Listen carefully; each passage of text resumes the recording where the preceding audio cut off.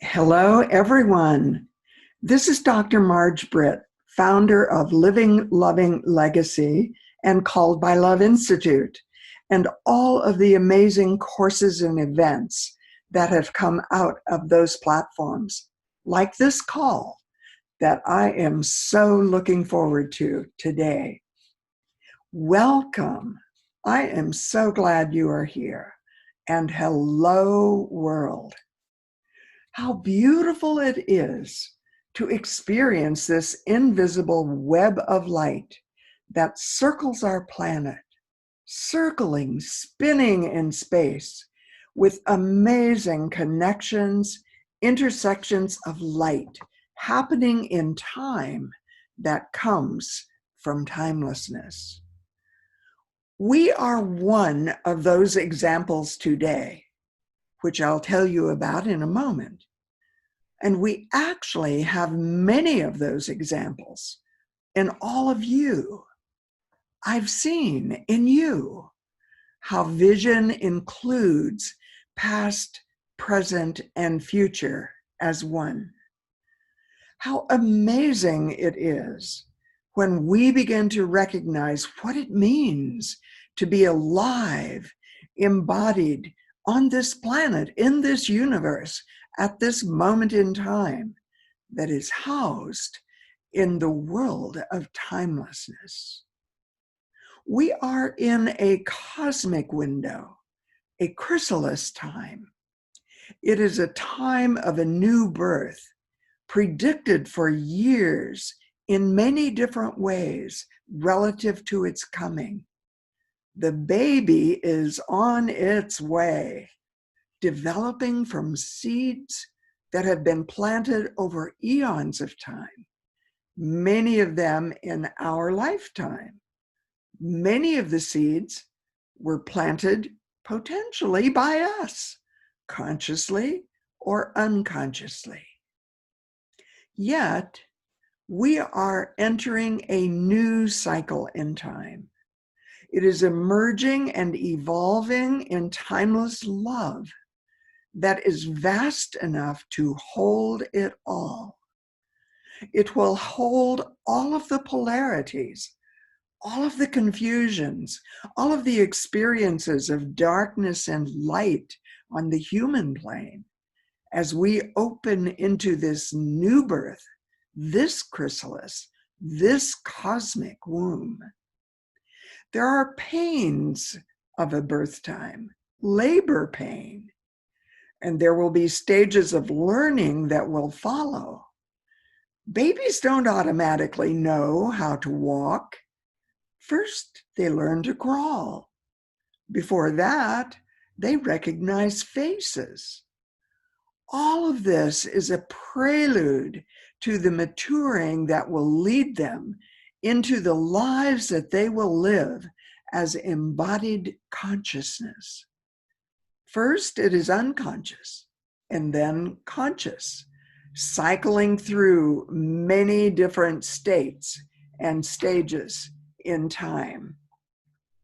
Yet, we must know that the cosmic window of this time is in the vibrational field of love. Even while the polarities and the opposites are showing up, we feel them, sometimes get involved in or even entangled in them. There is a trinity here that is ancient. The trinity involves creating, maintaining, and dissolving, even though we probably won't use those words for it. It repeats itself over and over through thousands of years. One of my ministerial school teachers, Ed Rabel, was an icon in the unity movement, and he spoke on this. He was a master of consciousness.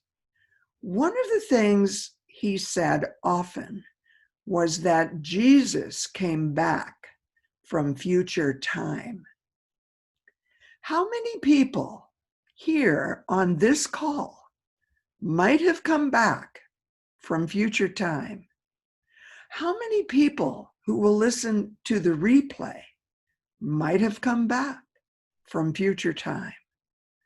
I'm curious to ask you, as I look at the names on my dashboard here on this live call, that I wonder if this might apply. Laurel, Marla, Judy, Ed, Jan, Kay, Donald, Craig? Did you come back from future time? And of course, Kimberly, you will be one that will answer some of these questions potentially through describing how you lived it perhaps in your life on our call today. It is Shiva dancing in the circle of fire. It is the holy birth. It involves crucifixion sometimes and resurrection in your life. It is your life and it is my life. It is all of us as one. Are we potentially a part of a soul group that came back here with a destiny imprint to meet again and to participate in the evolution of consciousness? Will we recognize it and see this as part of our own soul's unfolding? Will we realize the involution, the descent of spirit, and the evolution, the ascent of the soul when we experience it, when we feel it, even though the knowing comes from beyond words? It is the voice speaking out of the burning bush. It is the commission asking Moses to go back into Egypt and guide people through. It is Moses questioning, wondering, not knowing, saying, I stutter, then finally asking, who shall I tell them sent me? The voice speaks and says, tell them I am that I am. During these kinds of numinous times, often people come into our lives unexpectedly, without knowing it in advance, without our even asking for it. In Living Loving Legacy, our telesummit, I called them intersections in time. In that platform, involving 10 people who changed my life, I asked some of these questions. There is an attraction. It involves a spiritual and sacred energy. There is a potential for something that you yearn for, that you can't even give a name to. You don't even know how to describe it. And yet it's there. And interestingly, one of those monumental moments in time that I didn't recognize as a monumental moment, but it was when I received an email from Jean Houston.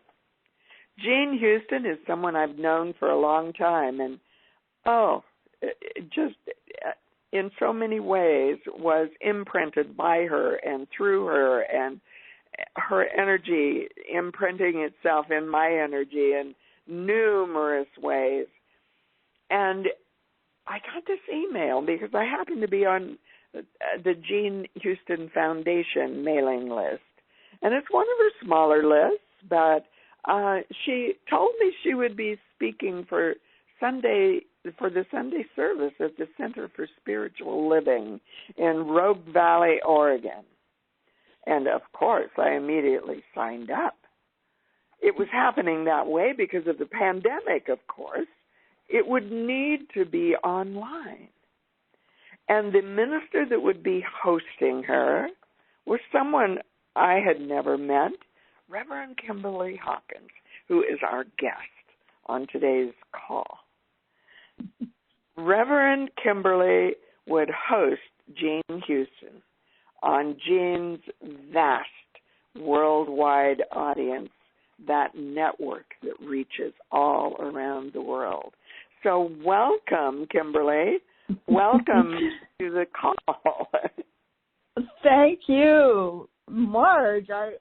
Can you all hear me? I'm on a speaker, so I will gladly go off of it if my voice isn't clear. So I'll let Fabian and Melanie give you feedback on that. I can hear you. Okay.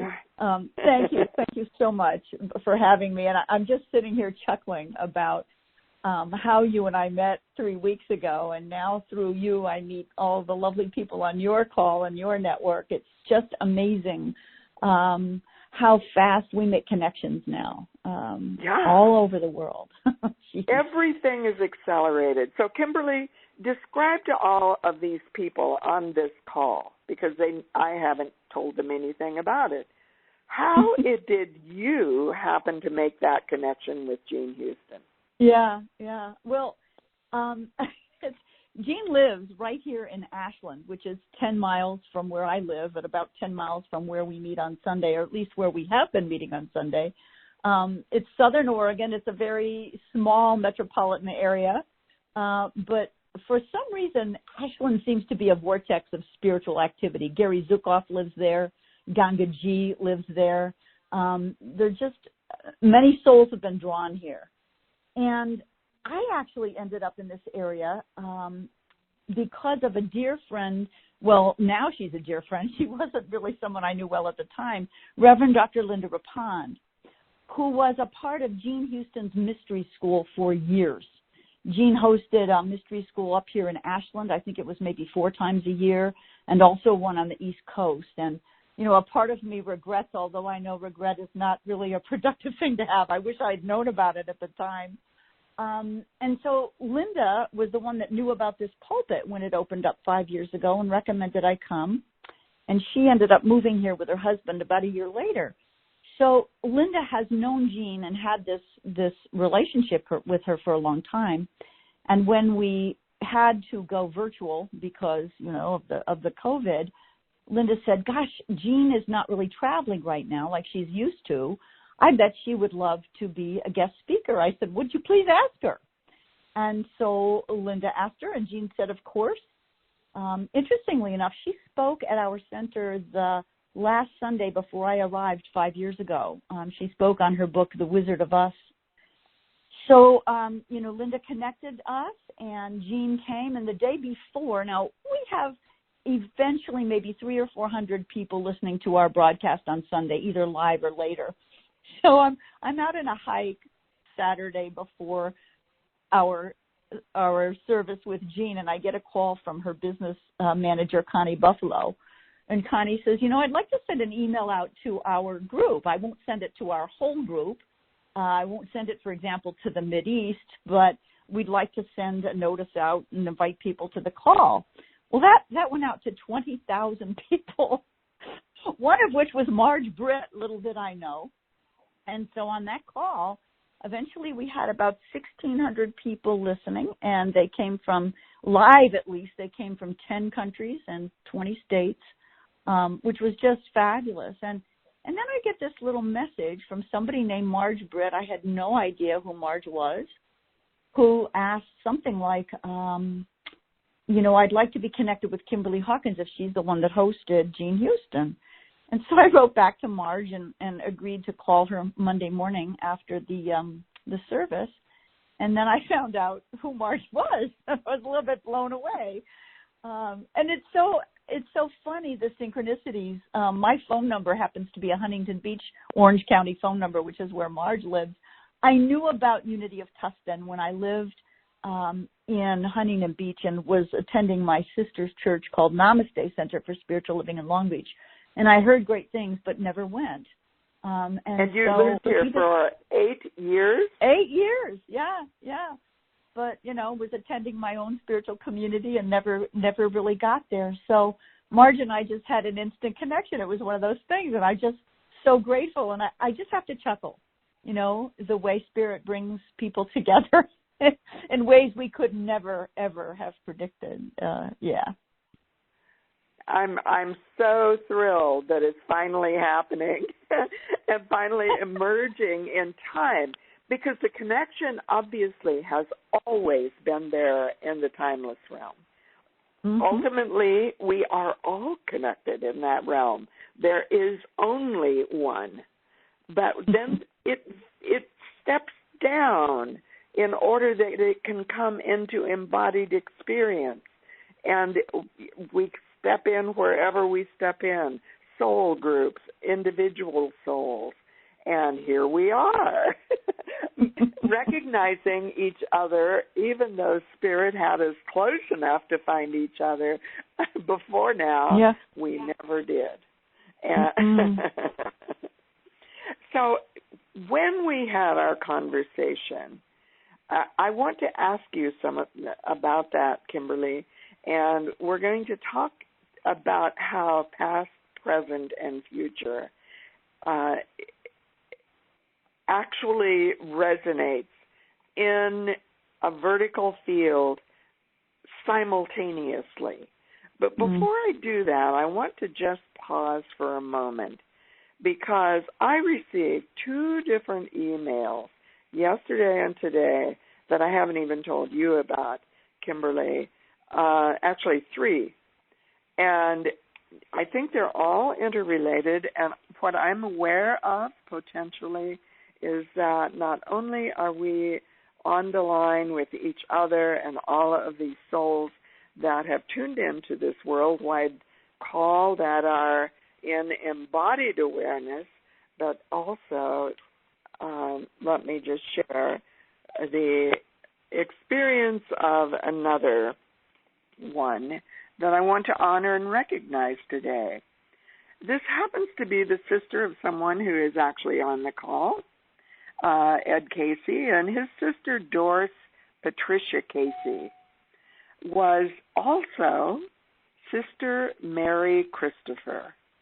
She belonged to the Order of Franciscan Sisters of Our Lady of Perpetual Help, and she was born June 17th, today, in 1937, and today she would have been 82 years old.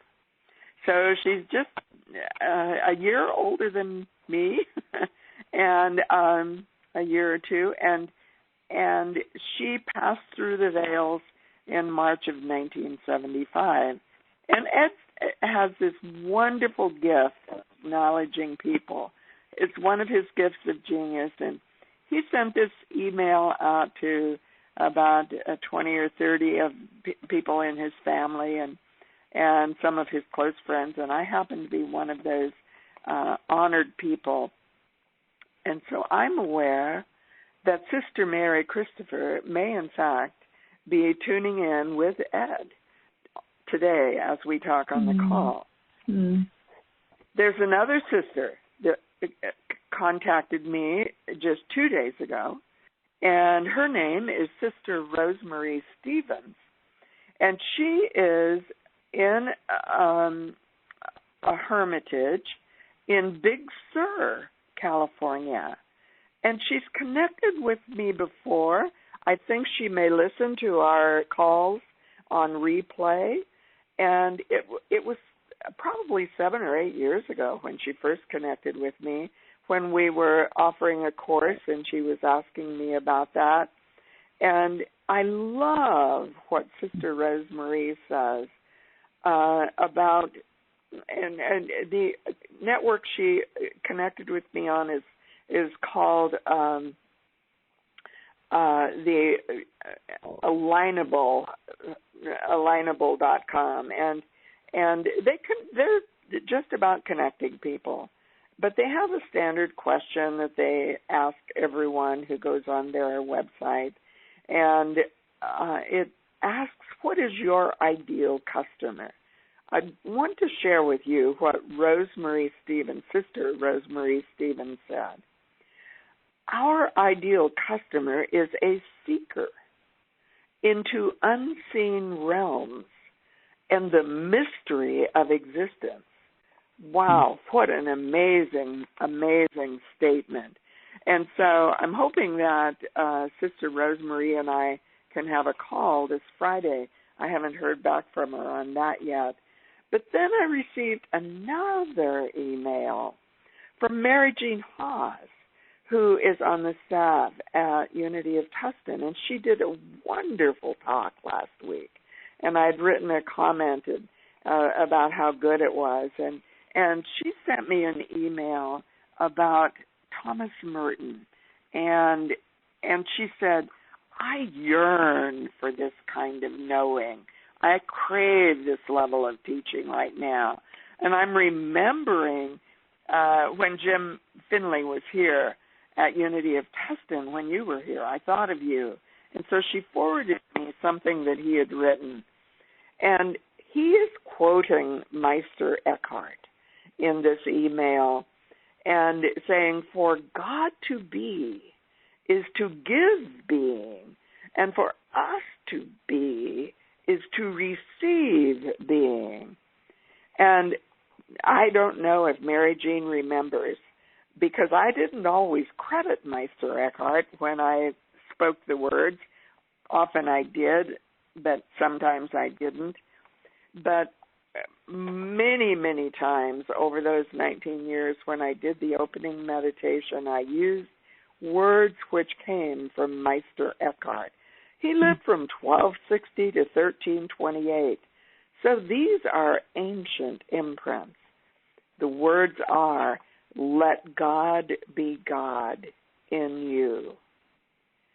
This is about letting God live us, be in us and through us and as us.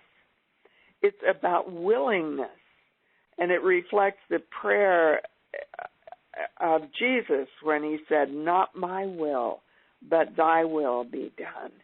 It's willingness. It's not about self-will run riot. It's not about our egos being in charge. It's about what I call surrendering to the Holy Spirit. Constant surrendering to the Holy Spirit. And so, as she talked about Thomas Merton, I looked at for some information because I thought he was a monk also. And sure enough, as a young man of 18, James Finley left home for an unlikely destination, the Abbey of Gethsemane. And there Thomas Merton lived as a contemplative. And Finley stayed at the monastery for 6 years under the guidance of Thomas Merton, who was one of the great religious figures of our time. And then later, James Finley wrote the book, Merton's Palace of Nowhere. And so it's all about awareness, moving from the false illusory self to the realization of a true self. It's what Ontario Fallon's research is called awareness with a capital A of awareness with a small a. And so we're back to you, Kimberly. And I would love for you to just sort of connect some of the dots. How? Well, you know, what you've made me think of, Marge, in our movement, I am a minister of Science of Mind. We're called Centers for Spiritual Living now. We're another New Thought denomination, as is Unity. We were originally called Religious Science and changed our name because we got confused with Christian Science and with, what is it called? Tom Cruise's thing. What is it? Well, whatever. Yeah. It's a bit of a cult, I think. Anyway, our founder, Ernest Holmes, used to begin his radio addresses every week with, "There's a power in the universe and you can use it."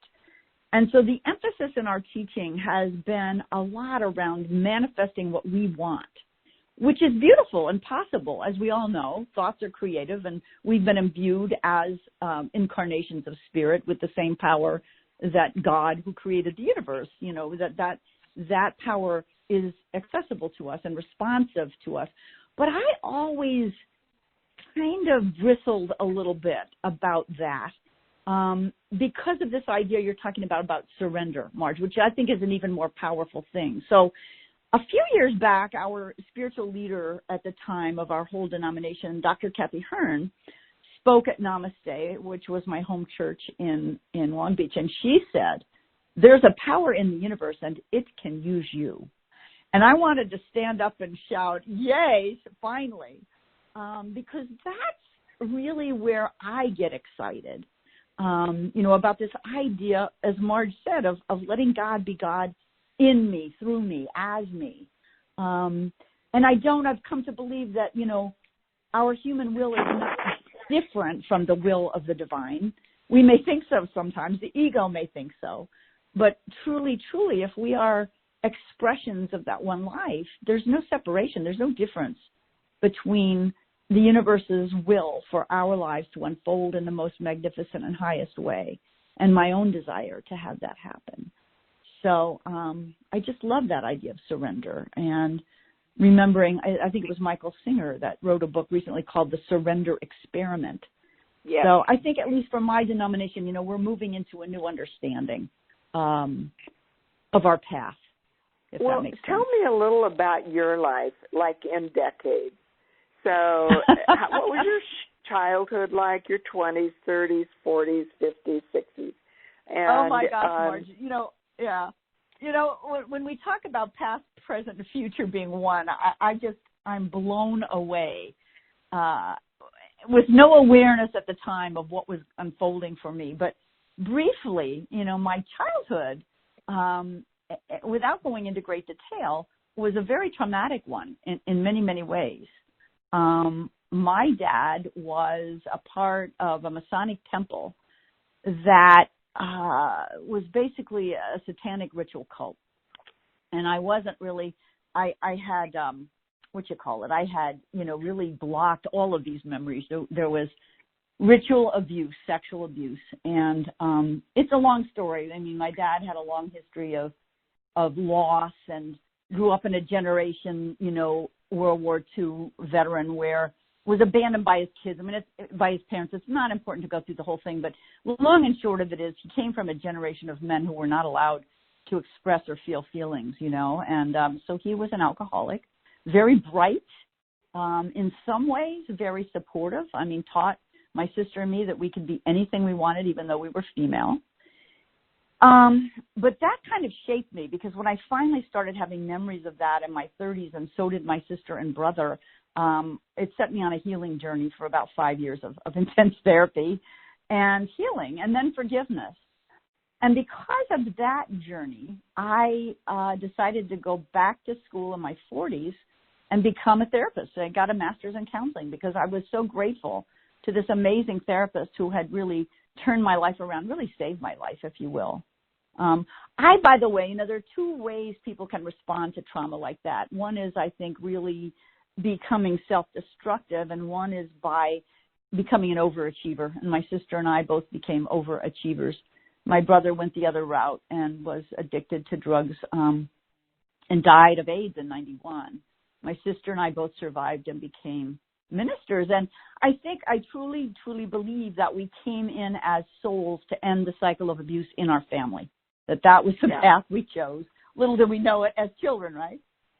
So here I am. And to learn about that, so that you could guide others through.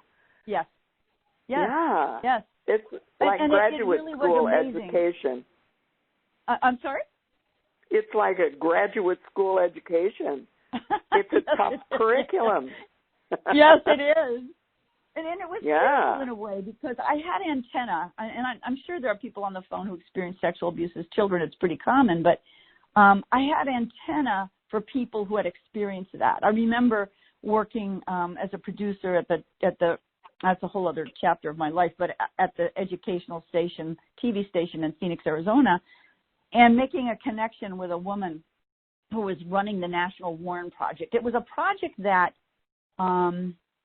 sought out IV drug users and prostitutes to educate them about the dangers of AIDS and having protected sex. And I just knew, even in phone conversations with this woman, that she was a survivor. And I said something to her about it. And she said, "Oh, my God, how did you know? I've never told anyone in my life." So that's the kind of, sensitivity and radar one has when they're healed. I later on, I know I'm rambling and I'm not going in chronological order, but I later interned at Phoenix. I can't remember the name of it. It was the national project that teaches people. It's a high school education for at-risk students. And I ran a support group for sexual abuse survivors. So, it became a way that I was able to help others heal. But going in chronological order here, I don't know, Marj. Oh, no problem. Go ahead. Keep going. So let's see. So in my first iteration, it's interesting. My dad spoke French as a second language, and I actually majored in French in high school. In college at Tufts University in Boston. And I mention that because my first career was as a teacher of high school kids and a teacher of middle school kids. Later as a counselor, and there was actually a career in between. So I moved to Phoenix, Arizona from Boston after teaching in Boston. My husband at the time got a clerkship for someone in the Court of Appeals, and that's a whole other story because, and I won't ramble too much, but next door to the judge he worked for was Sandra Day O'Connor, who later became, the first justice of female justice of the Supreme Court, and that's a whole other story, meeting her and eventually doing a documentary about her, which was amazing. But to stay in chronological order here, we moved to Phoenix, and I started a career in television news. I didn't have any experience in that.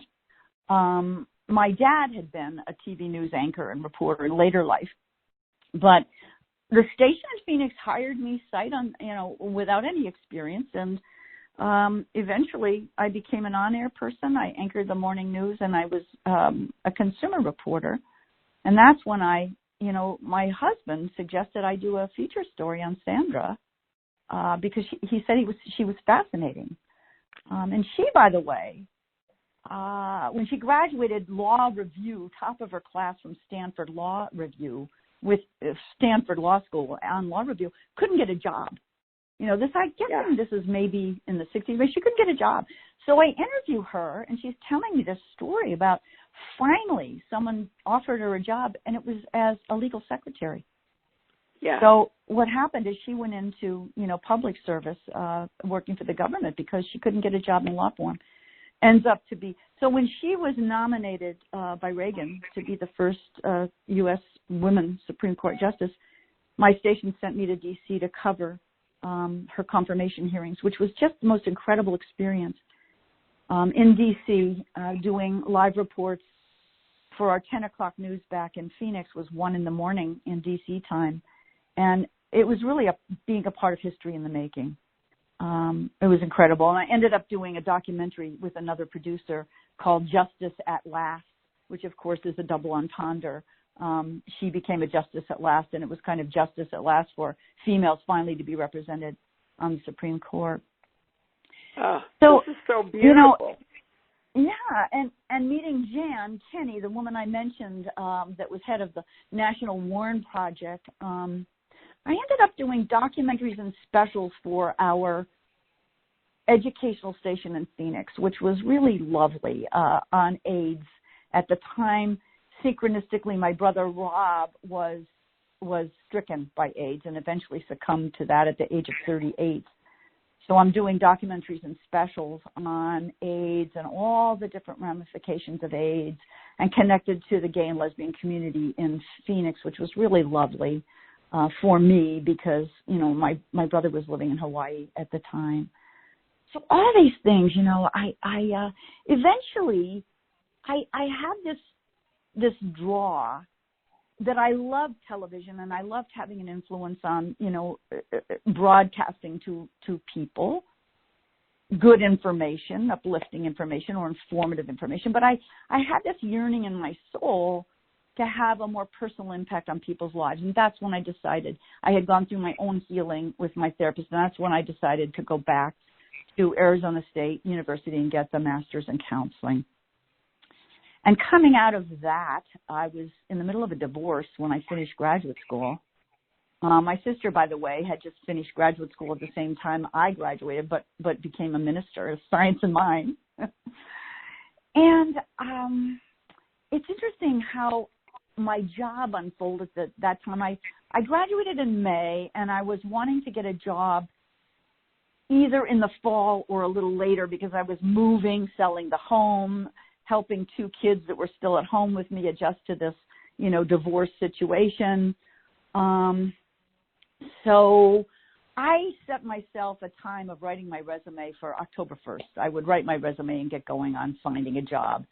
And that week of October 1st, like Friday was October 1st, I get a call from a friend who was working at Phoenix Country Day School telling me they needed a counselor. It was an incredible job. It wasn't just doing academic counseling. It was leading groups and leading the advisory program. And it was just a fabulous job. And I connected with the headmaster at that time. So it was really interesting because it was like Spirit said, okay, you made this intention to write your resume by October 1st. You have to have it in now because they're asking you for it. And I was hired and I didn't start until January. And it was lovely because it was an academic calendar and it gave me the opportunity, to be with my kids when they were off school. And there began a whole different career. Again, synchronistically, I had 2 gay siblings and was very tuned in to issues surrounding gay and lesbian people. And my heart was very open. That first summer when I was, and I'll stop anytime you want, Marge, because I know I'm really go right ahead. All of these are points of light. It was amazing. I mean, the whole thing. So that first summer after I started in January at Phoenix Country Day School as the upper school counselor, I went to a conference put on by GLSEN, Gay Lesbian Educational Network. It was in San Francisco. And part of that conference was to set a goal for ourselves. So my goal when I went back to school in the fall was to start a gay-straight alliance for the kids. But what I realized was I couldn't just come out and say, okay, we're starting a gay-straight alliance. I would need it to be student-led, student-driven. So, of course, you set an intention, and what happens when I went back to school in the fall, first few weeks of school, I had 2 young women come into my office and say, we want to start a gay-straight alliance. Can you help us? This is the universe at work. Oh, my gosh, And so I go to the headmaster with them with a little bit of trepidation because I had no idea where Galen Brewster stood on this. He's the one that had hired me. He was a Harvard grad and immediately, connected with me. I went to Tufts. It was another Boston school. And I loved him and had an intellectual, connection with him. But I didn't know where his heart was in this issue. Well, he was beautiful. He immediately said, absolutely, I support you. You could see the girls kind of with relief on their faces. But what he said was, I want you to make the Gay Straight Alliance under the umbrella of the multicultural club that already exists. And at first I was really disappointed in that. But the beauty in that was kids who wanted to come to that meeting and whose parents weren't supportive or who hadn't come out to their parents could say, I can't come home from school until 4 o'clock today because I'm going to a meeting of the multicultural club. Yes. So he was very wise what he did. And that year I had a freshman boy. I had the honor of a freshman boy who was on scholarship. I think his dad was in prison, his mother was dead, or vice versa, came to me and came out to me. His mother, his grandmother, who he lived with, was a very staunch Christian in a denomination that was not open and affirming. And he was terrified, but he wanted to come out. He wanted to be genuine. So I supported him through that. I supported his grandmother, Virginia, who I hooked up with PFLAG, parents and friends of gay people. They changed their denomination to one that was, anyway, I felt this overwhelming feeling of gratitude. Like, thank you, Spirit, for giving me the experiences I had growing up, having two siblings come out as gay, having this tender heart in that area and some understanding in that area, and then to be put in a position where I could be of service to somebody who needed it at the time. And maybe I'll just pause and take a breath there, because I know I've been on kind of a wound up rant. The one thing I want you to do is talk about, so pause and take a breath, because in my book I talk about the times in our lives when we shift into willingness. Thy will be done through me this day. And it often begins as the high achiever time of our life. And we are called to do amazing things. That was a time in my life that I got my doctoral degree at the University of Massachusetts. And yet, often we go through another experience that is beyond that. And in my book, I call it mountaintops of a different kind, or of another kind. And that is where often we receive the call of God. And how did that happen? How did you receive the call of God that took you into ministry? That's a great question. While I was at Phoenix Country Day, I began my studies in a Church of Religious Science to become a practitioner, which is a prayer coach. It's 4 years of pretty intense study, spiritual principles, and then, spiritual coaching.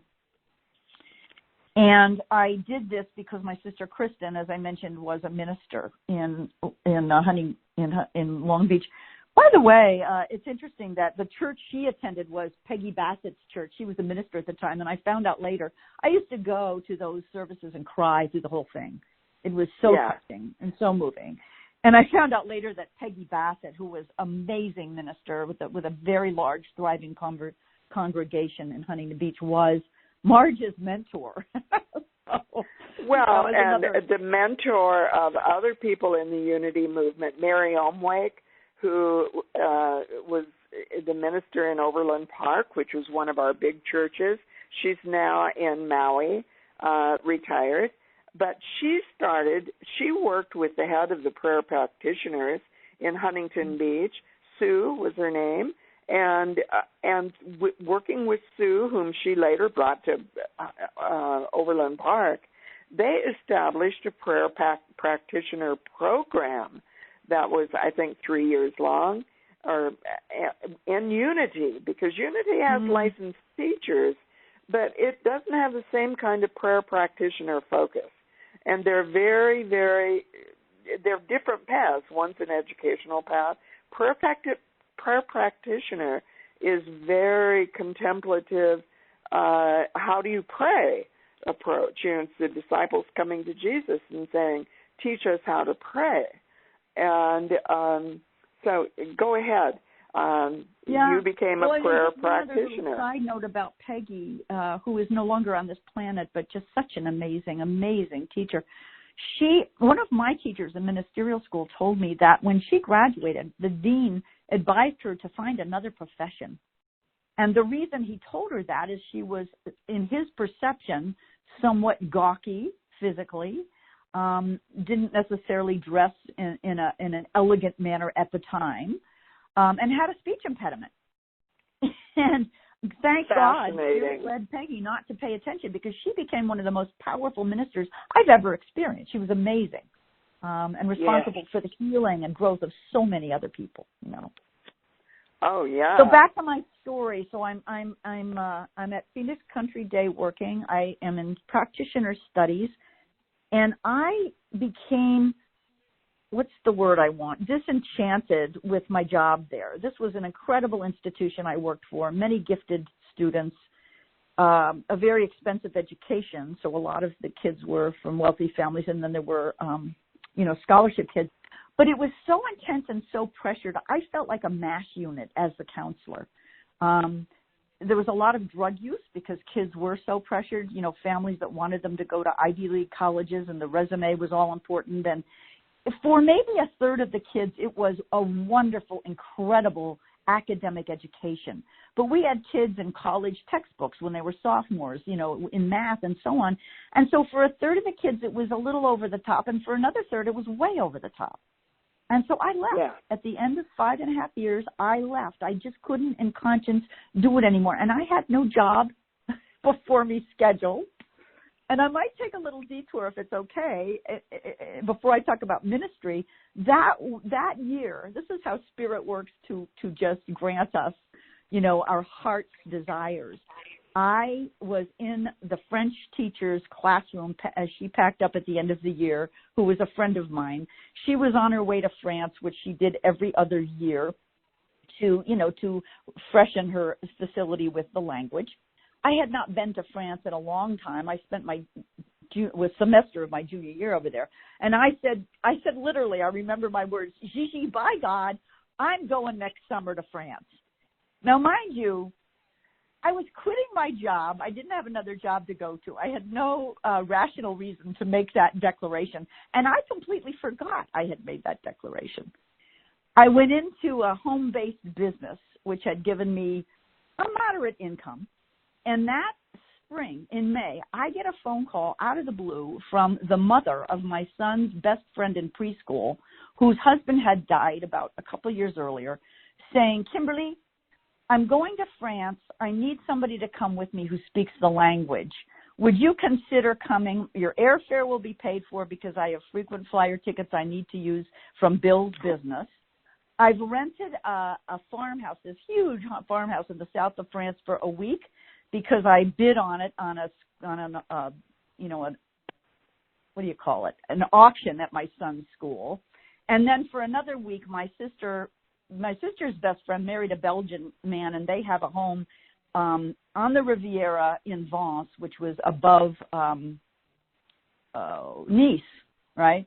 Would you consider coming? Because I need somebody who speaks French.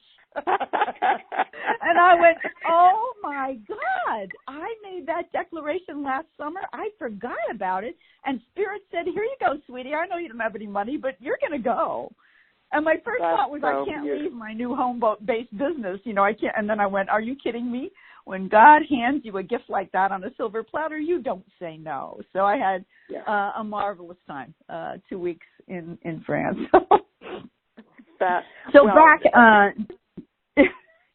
Pretty amazing, huh? Yeah. Well, the other thing is that Fabienne, of course, is from Belgium and speaks French. I had spent a summer between my junior and senior years in Houtholland, a little town between Brussels and Antwerp. It was an interesting challenge because I went because I was a avid French student, but they spoke Flemish. So that summer I learned a little bit of Flemish and communicated in French with a couple family members and English with other family members. And my mother and that family only spoke Flemish. It was delightful. So beautiful. So back to this career path. I was blessed in that time to be studying for practitionership and not be so very busy with a job. And I went to an ordination of Reverend Karen Rousseau, who's a minister in our movement, at my center at the time, which was New Vision Center for Spiritual Living in Scottsdale, Arizona. And I was so moved by that ordination ceremony and the call and people talking about her call that's when I decided that would be my path. Now, at the time, I'm living in Arizona. I still have 2 children at home. I had accumulated some debt, at the time. Well, I think that came later, the debt. But anyway, it wasn't the right time, for me because the school was the nearest campus was in California. But I made that decision.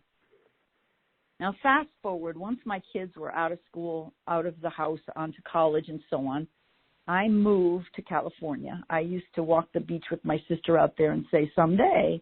I wasn't happy with the climate in Arizona, not necessarily the political climate, but the heat. So I moved, I sold my place in Arizona and I moved to Huntington Beach and rented an apartment, got a job for a nonprofit organization called Child Help, which was actually based in Arizona. And I was training teachers to teach a child abuse prevention program. Again, my background, you know, in having been abused as a child and healed that and being a counselor, I was training teachers to teach children good touch, bad touch, you know, trust the uh-oh feeling. If I feel like something's wrong, it is, and I need to tell a trusted adult. So that's what I'm doing. And in the midst of this, I rode in the AIDS Life Cycle Ride, which is a bicycle ride to raise money for AIDS from San Francisco to LA.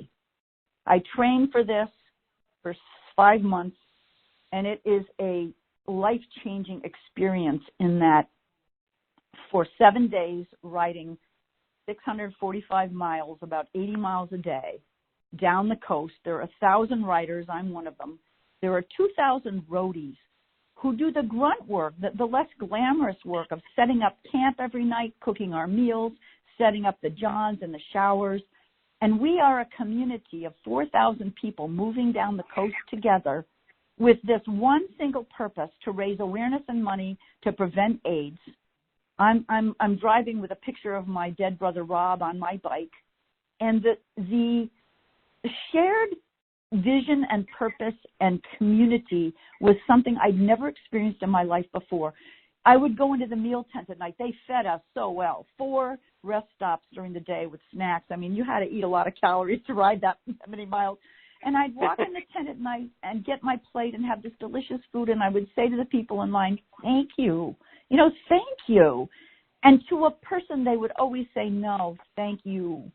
At night when we were in our tents, there were johns, and never did you hear a door slam when someone came out of the john. People were so aware of other people needing their sleep that they would very gently it was amazing. And I came back after that ride, and I went into a dark night of the soul because I was in this job. My boss had changed. I didn't see eye to eye with him. Schools no longer had the money to really fund education programs to prevent child abuse. They were cutting all kinds of things at this time. They were cutting, this was like 2010, they were cutting art programs and sports and everything else. And I was in a dark night of the soul because I wanted to feel the kind of passion and connection every single day that I felt that week on the AIDS ride, and I wasn't feeling it. So I pulled back from everything except my job. I put my practitioner license on hold, much to my sister's chagrin, because I was a part of her community at Namaste. I just pulled back, and I had this quiet. I was in a chrysalis, Marge, like you talked about. I went into the chrysalis. My life needed to become goo so that I could figure out what the next step was for me. It was a hard time. Yeah. Okay, so I came back from that AIDS ride in June. Fast forward now to New Year's Eve, the end of the year. I'm at a very small party hosted by another practitioner at Namaste, Craig Danley, and his wife. My sister and her wife, Deborah, are there. I and my boyfriend at the time, Kevin, are there. And Craig has devised this little game of there's a fishbowl, and each person pulls out a question, which is a deep probing question, and each person shares with the group the answer. Craig is the one who, in answer to his question, says, I want to go to ministerial school. I can see now that's my path. And it was like a flash of lightning hit me. It was like, holy moly, that's it. And I remembered my commitment that had happened 3 years earlier when I was in Arizona at that ordination. And I went, oh, my God, that's it. That's what I am passionate about. That's where I want to go. So I went home. I looked at the catalog.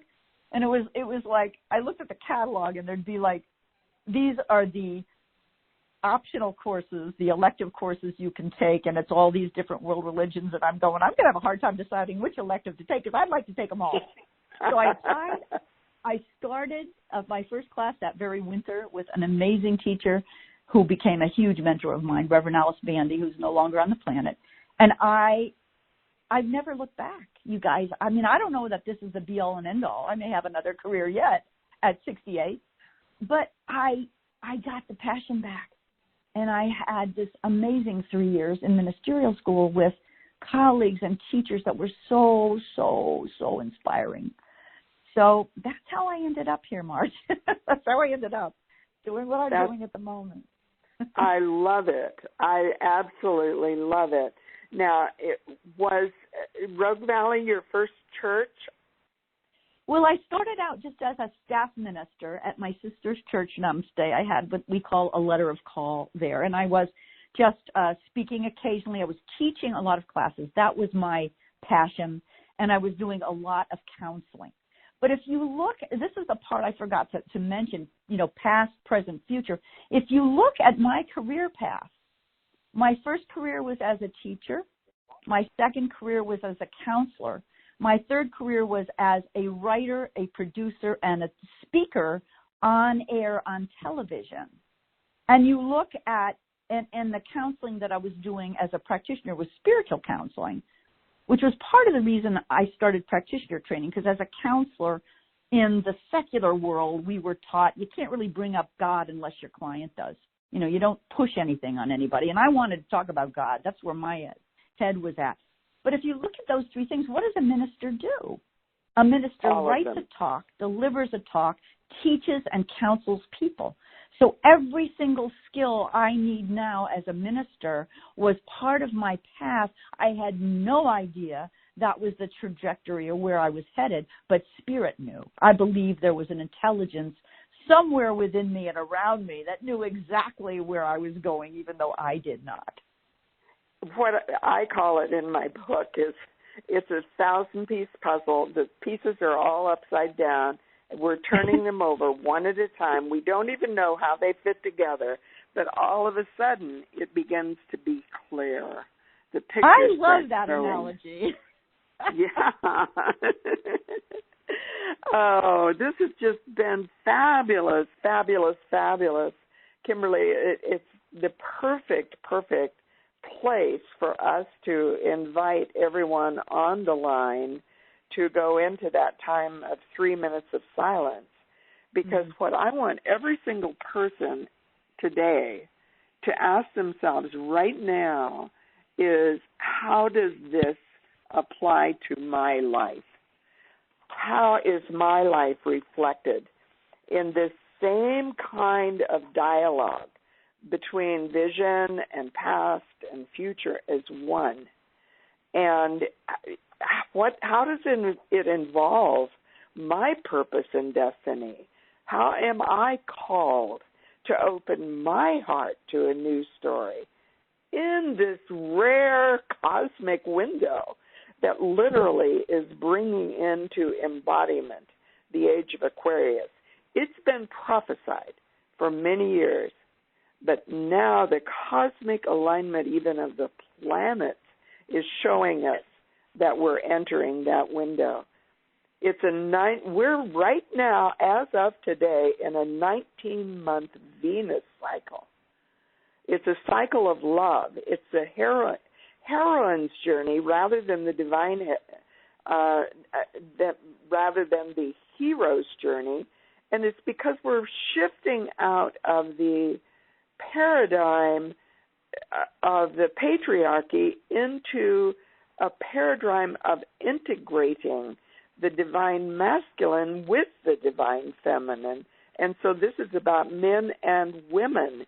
And it's also about integrating deeper levels of awareness of the soul, dissolving and integrating shadow that includes both unconscious darkness and light. It's about the revelation of from glory to glory. And I have a whole chapter in my book with that title, From Glory to Glory. So this is what I want people to really open to right now. Because in this next chapter of your life, everyone on the call, every single person, everyone that listens to the replay, you are going to be opening to and discovering inner wealth. Not necessarily wealth as you've known it, called money in the world, although that could be a piece of it, but that's going to background as inner wealth foregrounds. There will be unexpected resources, unexpected intersections in time, unexpected sacred power, not human power. This is a realm that integrates dualities in the timelessness that is integrating past, present, and future as one. There's going to be gradual and profound changes, and it's going to be about initiation into a new birth in your life.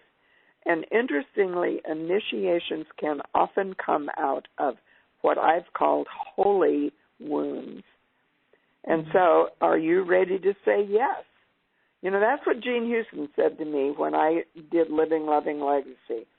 She was the first person to call me back and say, yes, I'm on board. It's about time someone did this. So that's what I'm asking every person on the call today. Are you willing to say yes? It's about time. So we're going to go into 3 minutes of silence. And I want everyone to have a piece of paper in front of them where you can scribe what comes. So be willing to enter that time with a very sacred energy. And what we're going to simply say is, come, Holy Spirit. Come, Holy Spirit, come up on us. So take a deep breath and just fill your awareness. Fill your awareness with one presence and one power. The universe. The all that is. Breathing in that love, that divine love, allowing it to breathe out into the world, knowing that you are about to begin and continue, because many of you have already been doing it, planting the seeds of love in the world. Breathing in, breathing out. One thing that may be different this time is that you're going to get out of the box that you've lived in so far. And you're going to be able to look at yourself from a vaster perspective that will include all of the ways you may still function in the box. That would be with your home and your family and all of your previous jobs and whatever. But you're going to see how all of those were stepping stones into this vastness.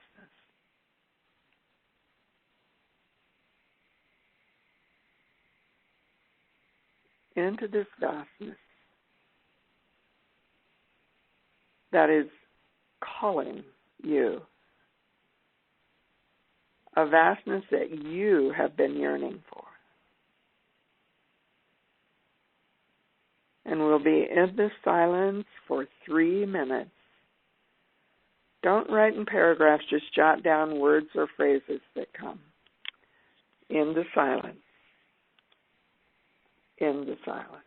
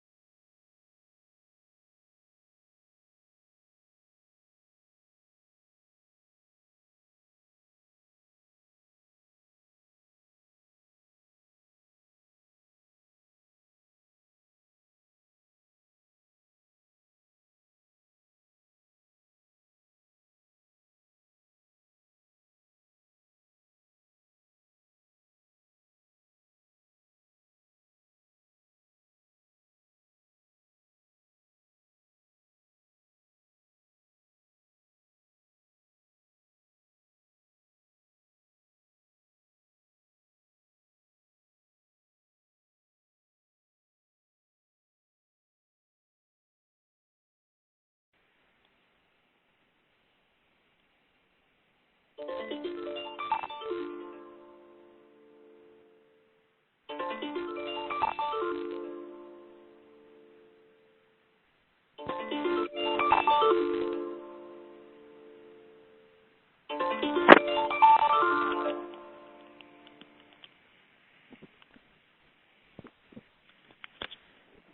as you begin to come back into the awareness of the room,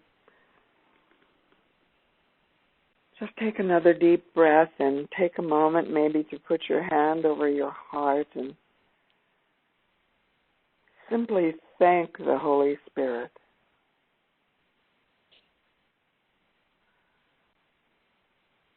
for the life that you've been given, for the guidance that you've received, for those intersections in time that have already happened, and for those moments in time which are still to come. The future coming back in time.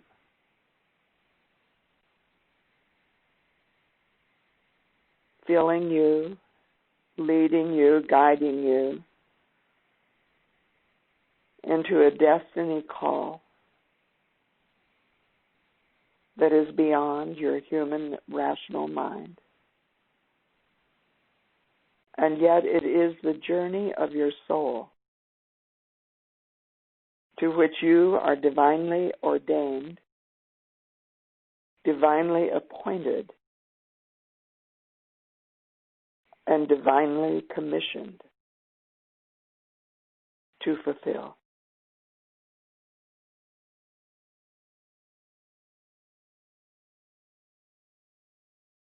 More of the details will be coming to you over the next days, weeks, years, even months, even years. It will be important for you to spend time in the silence to record the glimpses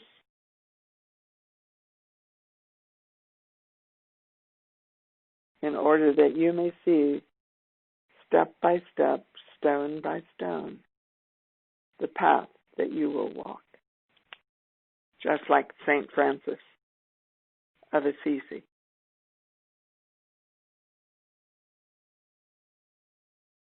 And we simply say, thank you, God. Thank you, God. Thank you, God. And so it is. And so, Melanie, would you please come online and tell people how they can raise their hand if they'd like to share? Yes, ma'am. Please press *2 on your phone, and we will unmute your line. If you're attending via the webcast, you can type your comment in the box on the page, click Submit, and those will be read and addressed by Marj on the call. *2 for the phone, and type your message in the box and click Submit. Thank you. And pressing *2 will raise your hand, and I am where I can see it on my dashboard, and so I'm looking forward to that. And just one more thing in terms of the settings. If you're on the web call, then you can also see how to raise your hand there. If you click on that, we'll be able to have you live on the call as well.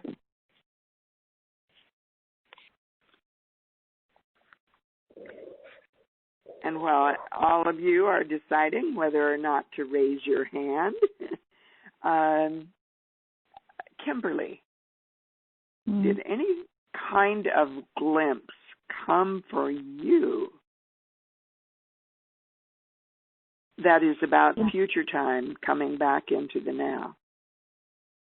You know, Marj, what came up for me, I was so moved by that meditation you did, and moved by the idea of everyone, examining that for ourselves. And what came up really strongly for me were tears of gratitude for how this has worked in my life. I mean, those times when I doubt, maybe I just don't know where I'm going, or I doubt that there's really an order to my life or an order to life on the planet right now, which, can appear pretty messy. I just looking back, having this opportunity with you all, and I'm grateful to have had this opportunity to look back on my own life and watch. I mean, I wrote things like, what I got was Holy Spirit telling me, I'm always here. I'm always here. I'm always here. My presence, my guidance, my love. And to just remember that going forward, that we are all, that's true for each of us. We're never alone. So it was quite moving, actually. And, I remember some other instances, too, of, the synchronicities. And just to remember that is the way it works when we're tuned in. And even when we're not sometimes. Sometimes we're dragged along. Yeah, the synchronicities. And I'm seeing a hand from Heidi. And Melanie, let's open the mic so Heidi can come online. Are you there, Heidi? Yes. Can you hear me? I can hear you. Okay. I wasn't sure if I should type my question in. You're live on the call, so you can give your question out loud. Okay. I was thinking about, with the Holy Spirit, how we have to remember that nothing is impossible. Even like with situations with animal rights and human rights and changing the, corruption in our government, nothing is impossible with the Holy Spirit. That's totally, totally true, Heidi. And is there a piece of that is right in front of you right now that you particularly relate to? Well, yeah, I feel like animals are still not given enough compassion and care in our world. And I think because I sign so many petitions every day for animal rights and human rights, but mostly the animal stories have troubled me because so few people care about them. So one of the things that I'm really aware of is that Andrew Harvey, actually, who wrote the foreword for my book, is very, very passionate about animal rights. And he founded, as a result of that and other passions, he's multi-passionate, the Institute of Sacred Activism. Now, is there something in your community that you could do that could tie in, perhaps, to his Institute of Sacred Activism? You can go on the web and look for andrewharvey.com and find out more about the Institute of Sacred Activism. Maybe there's something near you that ties into that. Maybe there's a group that you could join. And if there isn't, maybe you could start one. Yes. I'm already involved with some, and I attend webinars with some of the sacred activists, and I've read most of Andrew's books. So fabulous. Do let him know who you are. Okay. Because he's doing calls regularly now, just on the platform of his website, andrewharvey.com. And do let him know. People who are part of these networks of light need to be connected with each other, just like the people on this call are connected with each other. just like the people who will listen to it on replay are connected with each other. So you are divinely called, Heidi, and there's more to it. As you, Kimberly, do you want to give any ideas to Heidi as you heard what she has to say? You know, I don't have any concrete ideas, Heidi, but what I would say is we can all hear the passion in your voice when you talk about this. So you go, girl. You connect, you be led. You're on a path you're meant to be on. That you can hear it. Thank you. Thank you. Yeah. That is so beautiful. Sometimes we get glimpses, and Kimberly, you and I have talked about glimpses, and one of the things that I said to you is one of the glimpses I get is that you being on this call today is like a glimpse of future time. There's some way that it's like a platform is emerging. It's not even here yet, where churches can join together as sister churches or churches of brotherly love. You know, it's very interesting that Philadelphia has been the city of brotherly love. And our call next month is actually going to be with a person that lives in Philadelphia. That's fascinating. That is fascinating, and you might be interested to know that I grew up not that far from Philadelphia, outside of Wow. Pennsylvania. Yeah. So we need to be aware of, we get glimpses. It's like a dream. And at night when we're dreaming, one of the things that spirit can take advantage of, our soul can take advantage of, is it can bypass our rational mind. And it can come through without the interference of the constant chatter of our rational mind. And it can give us glimpses, but it never, or rarely, once in a while, it's given me words as symbols, but often it's just symbols. It will be a face.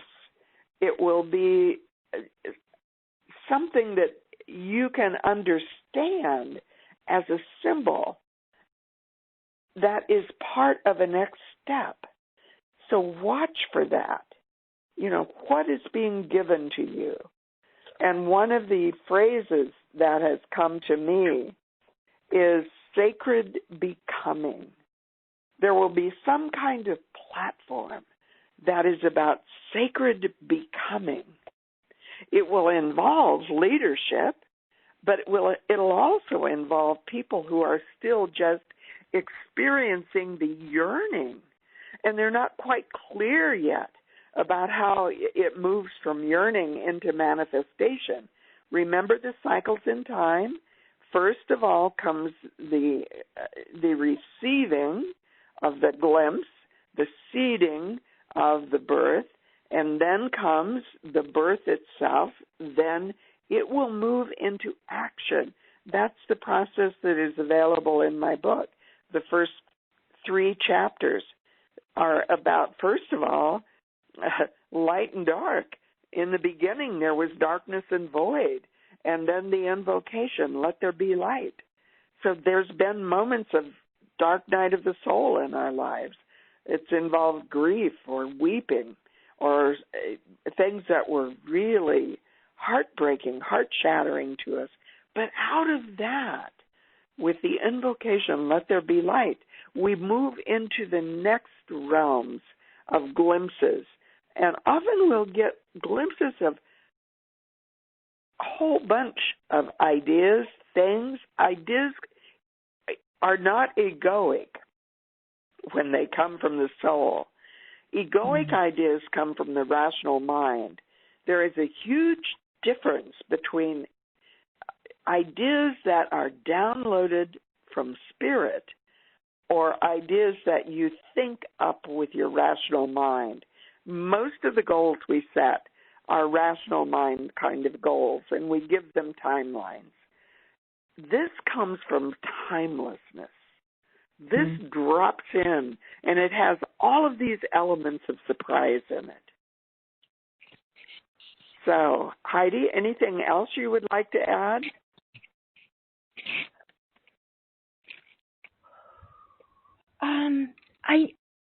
I'm going to read your book, Marge, okay? All right. Wonderful. And is it just one book that you've written? Yes, just one. Okay. My it's on my author page, and that's just marjbritt.com, marjbritt.com. But don't order it from there. Order it off of Amazon. It's cheaper on Amazon. Okay. Thank you. All right. I'm still waiting for other hands to go up. Who would like to share what they've gotten? In the meantime, I wanted to say hi, Dee. This is Fabienne, and it's so nice that you joined us on the call. I know many synchronicity already came to the surface in our, since we met a few months ago. And I wanted to share part of what came for me during this process. It's just a paragraph. But I felt called to share it after your share.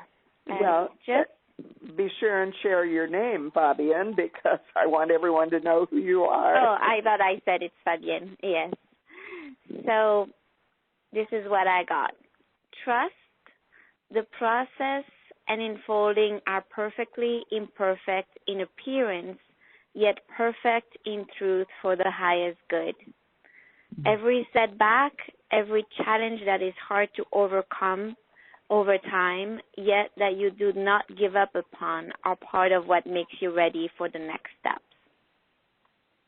Oh, that's so profound. Talk a little bit more about not giving up. I'll do that, but let me bring you some written messages in the meantime. All right. Okay. That not giving up is really, really important. The instruction that I get over and over and over is be present in the presence. What that means is don't run away from it. That's one of the ways we avoid or distract or stay present. It doesn't mean that you have to scream and yell. In fact, you may not say hardly anything. It will depend on the environment in which it is. You're not called to speak up necessarily in a war zone. And if you're feeling that kind of trauma or upset, it may be that what you're called to do is just to be there in the silence, being present in the presence. And so that's really, really important. So go ahead, Fabienne. Yes, what came also for me when you said, talk more about not giving up is this has helped me, and it's still ongoing because there are several things that I need to regularly remind myself about with that. But it's the image of a little child learning to walk. And, we celebrate every step, but we don't get hung up that if the little child falls, like we're giving up, oh, this child is never going to walk. No, we celebrate when it's progress, and then progressively we fall less and less and less. And in some of the things I'm working on and with, I remind myself of that because it's far from being perfect, definitely, at least in all the appearances. But yet that message also talked to me about, like at some level, and what Kimberly, what you shared about your journey and every part really like linking to the next phases, even if it wasn't clear, that really touched me as well. So I wanted to thank you for sharing all that with us. Thank you, Fabienne. That's so important, Kimberly, how every part of your life was an important piece of the puzzle. Without that one piece of the puzzle, that puzzle would not be complete. If only one piece is missing, and it may be the part that broke your heart. It may be the part where you feel like a total failure, or you feel like you couldn't even hardly breathe. It was such a dark night of the soul. That's part of the colors of that 1,000-piece puzzle. And yet, all of it becomes part of what ultimately becomes the beauty of the tapestry of your life. I see that in your story, Kimberly. Absolutely, Marge. I don't know if I'm unmuted or not. Yeah, you are. Okay. And I think when we look back, it's true. It's true for all of us. I want to say a couple things. One about, you talked about glimpses earlier, getting glimpses. And I think that we're all maybe a little different because some of us receive messages, clairaudience or clairvoyance. Some of us see pictures. Some of us hear things. Some of us just know. But for me, and you kind of referenced this, that period between sleep and waking, very often my glimpses come when I first wake up in the morning or I first come out of a meditation, because we're kind of been between two worlds. And yes. So I try to pay attention. Sometimes it's a little movie clip. Sometimes it's just yes. a phrase that comes through. And if I pay attention and I take some time in the quiet to really reflect on what that might mean for me, it is often very profound. Oh, thank you so much for sharing that. And Fabian just handed me a couple of more messages from people who wrote in on the web, so let me share those. Donald, you wrote in, Donald from Seattle. Thank you, Donald, for correcting me. It's not andrewharvey.com, so Heidi, pay attention to this. It's andrewharvey.net. So I forget that. So andrewharvey.net, not .com. And the other message that came in is from Ed Casey in Kansas City, and it's Ed's sister that I talked about at the very beginning of the call. She was a nun, and Ed writes, interventions is how I interpret these challenges. I love that word, Ed. An intervention, not identifying when being challenged. However, after passing through the challenges, we are somehow later in our lives able to recognize as to how they impact our well-being. And I would even add how they are part of our destiny path. And that includes potentially past, present, and future as one. Thank you, Ed, so much. And also I want to acknowledge Judy from Walnut Creek. Thank you so much, Judy, for your love donation to Calls by Love Institute. It's so powerful to me when I see those love donations coming in on the calls. It's a wonderful, wonderful gift, and it really helps us maintain the platforms in a way that they sustaining these. Everyone that's involved in Called by Love is doing what they do. No one is paid, so it's a total act of love. But there are costs to maintaining the platforms. So thank you, Judy. Your gift is deeply, deeply appreciated. Thank you so much. And what I'm aware of also is that we are out of time. The time goes so fast. And thank you for everyone who raised their hands and who wrote in and shared. It was so beautiful. And thank you, Kimberly, so much for your sharing of your amazing story.